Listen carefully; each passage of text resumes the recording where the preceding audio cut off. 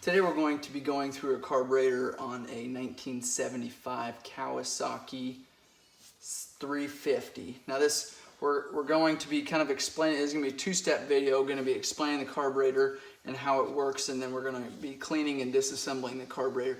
The first section of this video, we've got your throttle cables here, we've got your oil pump that all runs down into this housing. There's 4 Phillips screws that sits holding this on. I've removed those screws because some of these can be a challenge on these older motorcycles.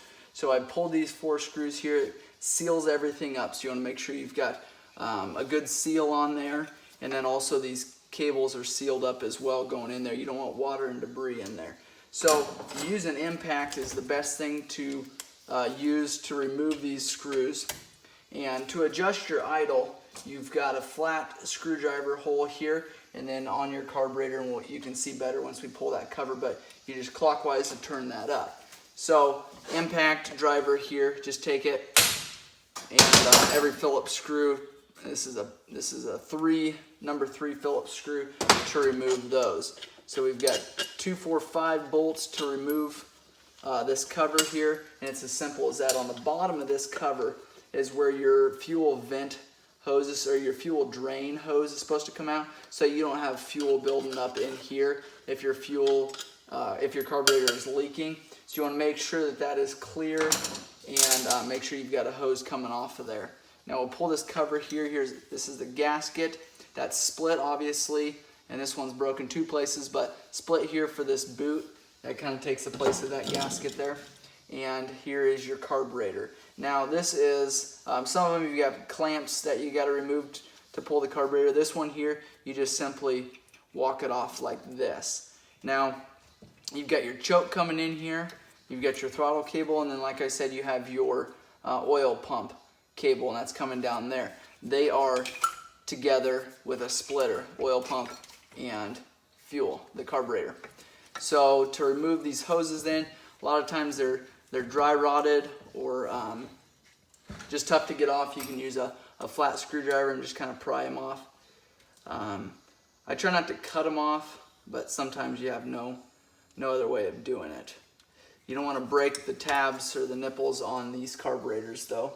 That one there is plastic. The rest of these are going to be a brass nipple, so they're not as easy to break. We've got those off there. Then to remove your choke cable there, take a 12 millimeter wrench, and your plunger should all come out with it. And this one, because of the age of the carburetor, is going to be a bit of a challenge. I don't like to use side dikes. If you can use a bigger set of pliers and just kind of set it on that carburetor there and pull up, use it just to kind of pivot on that carburetor, pull it out, and then the plunger drop down in there. But there's your,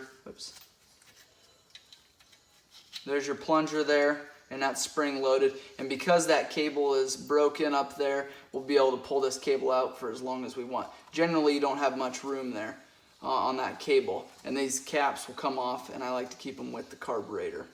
So then the throttle cable up top there, just remove the cap, and your slide and needle and everything will come up with it. At least it should. Again, we've got an old carburetor here, and it's going to be a bit of a challenge. So generally what would happen is that slide would all come up. You'd be able to take that carburetor off at that point. This one's going to be a little bit more of a challenge. We'll probably soak it in something overnight to try to pull that slide up, not having any issues. We don't want to ding it up by prying on it. You don't want to take a screwdriver and stick it in here and pry on it. That's not the correct way of doing it. So we'll soak it overnight and see if we can get that slide up out of there. We'll go through and disassemble this carburetor, clean it up really good, and show you how to do that here in the next video.